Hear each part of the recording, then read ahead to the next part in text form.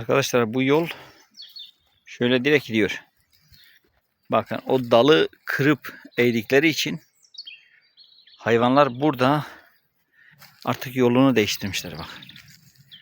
Buradan artık kendine yol yapmışlar. Şöyle geliyorlar. Buradan böyle şuradan aşağıdan gidiyorlar. Bak. Şurada idi eski yol. Bakın şunu nasıl kırmışlar? Evet,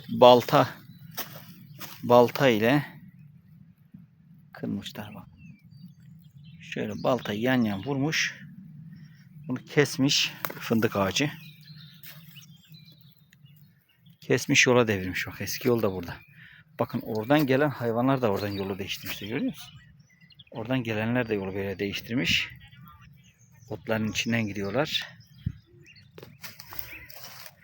Buradan gelenler de bunu tuzak sanıyorlar.